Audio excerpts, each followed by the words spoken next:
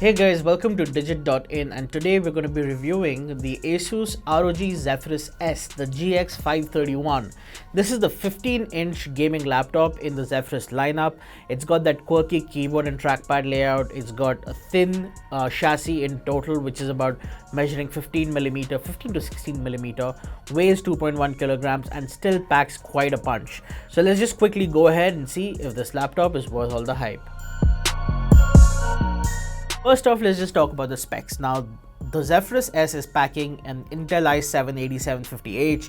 It's got 16 GB of onboard memory, which is the maximum this laptop supports, so there's no point upgrading that.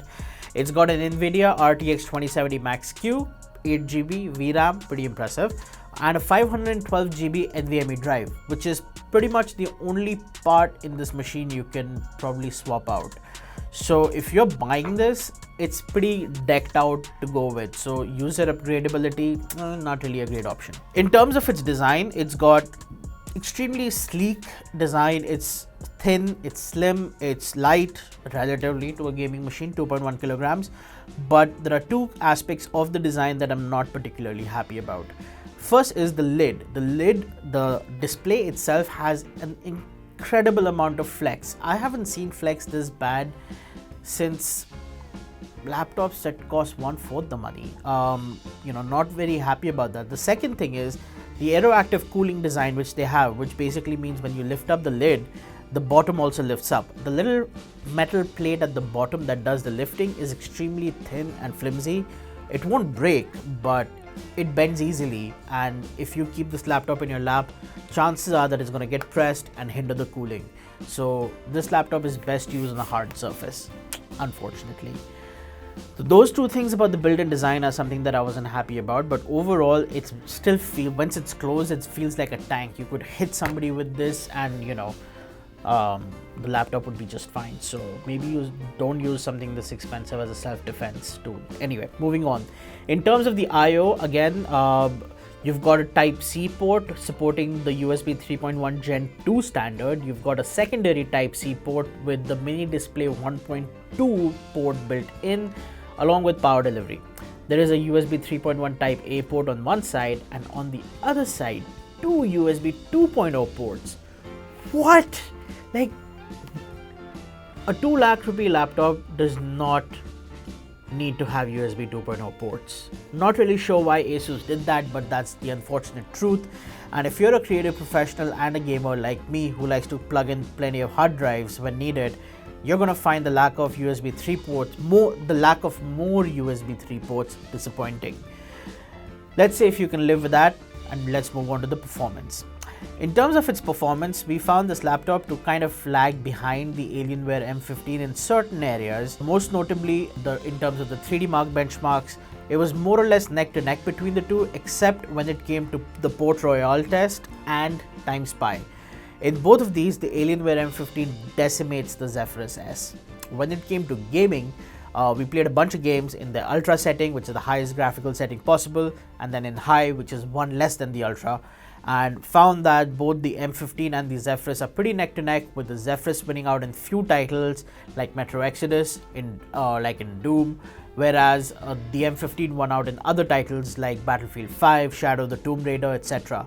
So if you guys want to know the exact frame rates, they're up in the screen right now for both the Ultra setting and the High setting. Make of it what you will. Even when it came to rendering images out of Lightroom, so this is our standard set of 500 files from a Nikon D850. They're pretty massive in size, rendering 50 of them, then 100 and 500. The 50 and 100 batch were very neck to neck, with the Zephyrus S winning out with a clear lead when it came to rendering 500 images. Could be attributed to the better cooling on this machine, as we noted that the M15 was getting pretty hot. So that's about the performance and the display and the I/O. Now let's talk about this quirky keyboard, and let's talk about this weirdly placed trackpad. In the 2 weeks of using this laptop, I've realized that the placement of the trackpad is actually very, very useful. It makes the trackpad so naturally usable, it's amazing. Would not recommend it for playing Battlefield 5, but if you're just playing a casual shooter, single player, there's no way you're using this for competitive gaming. it's usable, just about usable. But the keyboard is actually where the real fun lies. Now, this does not have per key RGB. It's got 4-zone RGB lighting, which is again something you wouldn't expect on a laptop this expensive.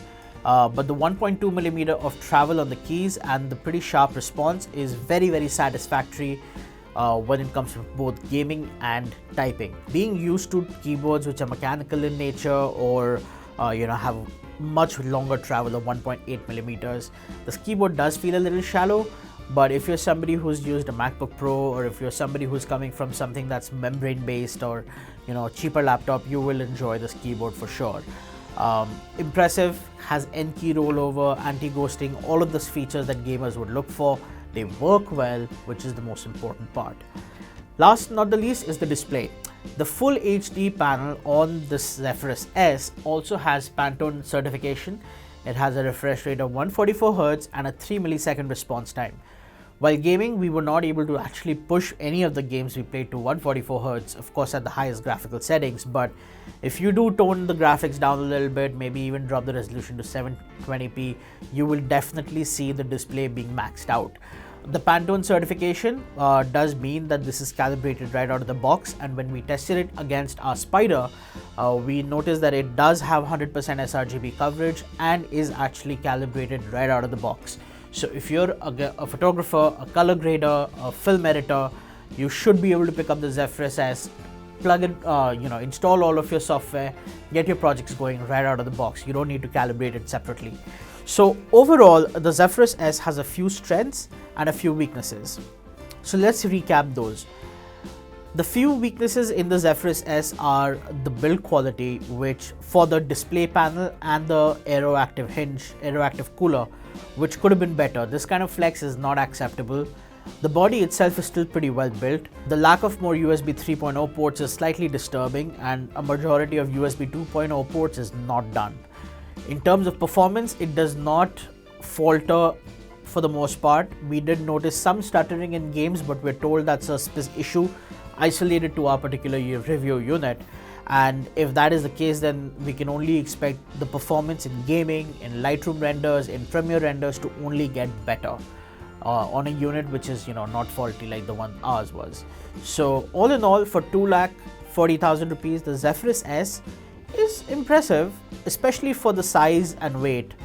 But if you really want brutal power, the Alienware M15 slightly comes out ahead of the Zephyrus S. So you can check out the review of the Alienware M15 in a video that we've done already, or you can read the review online. But the Zephyrus S by itself is ideal for people who are looking for something that's compact and something that's lighter and is more portable than the Alienware M15.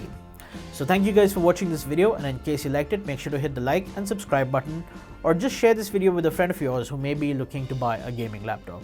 Thank you.